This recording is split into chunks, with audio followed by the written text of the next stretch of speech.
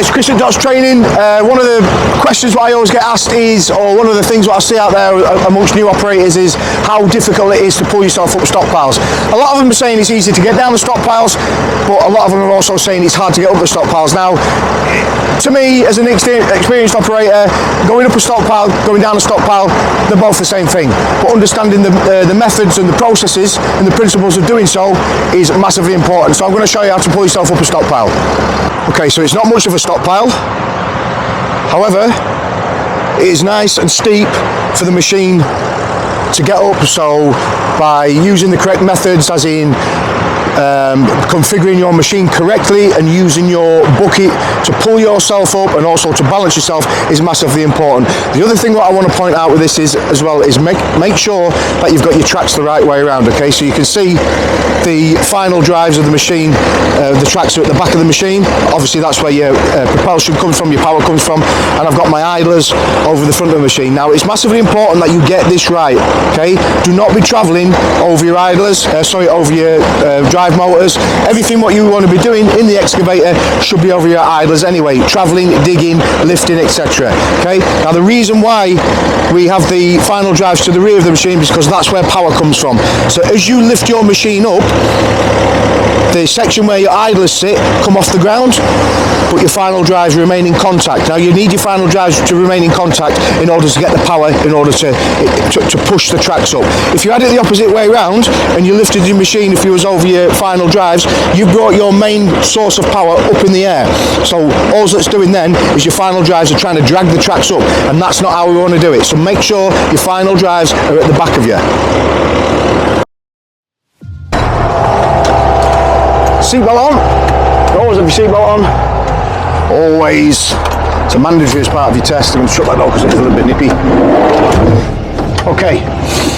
So, position wise, make sure that you're relatively square on. You want to be as square on as possible. Bring the machine towards the stockpile. Just so they told you your tracks. Hit it.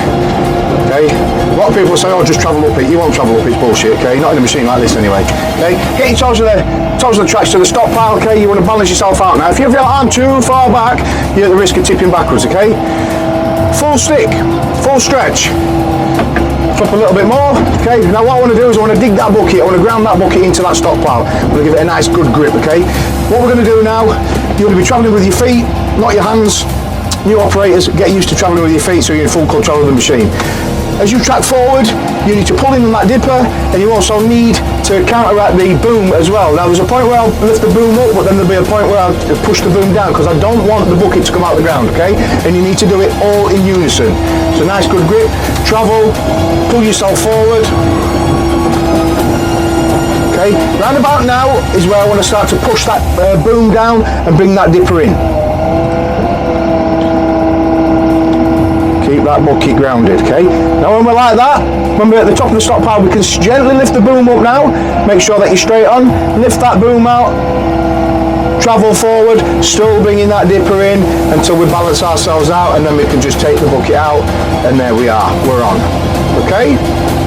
Any questions?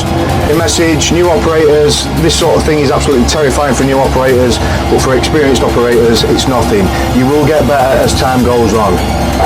Now remember, when you are doing it, this is for you new operators out there. When you are doing that, okay, you want to be starting off small. Just find a little stockpile somewhere, pull yourself up at using those principles and processes. Start small and build yourself up, okay? The more you do it, the more confident you'll get at doing it. Don't just look at a massive stockpile and think, do you know what, I'm going to give it a go, because it'll go wrong, okay? If you're lucky enough to be working with some decent operators, okay, or some operators who've got the time to give you a bit of mentorship and stuff like that, have the crack with them, ask them, do you know what I mean, just say, look, you're new to the game, I want to get better, could you show me, or could you watch me, or could you give me some advice on how to do this, and take it from there. If not, okay, for all you new operators out there as well who have got their ticket, just because you've done the training and got the ticket, it's very difficult at the minute for new operators who are coming into the industry to get a chance to get a seat on the machines, because just because of the way the industry is, it's bullshit if you ask me. Big companies out there, I'm not going to name them, you know who you are.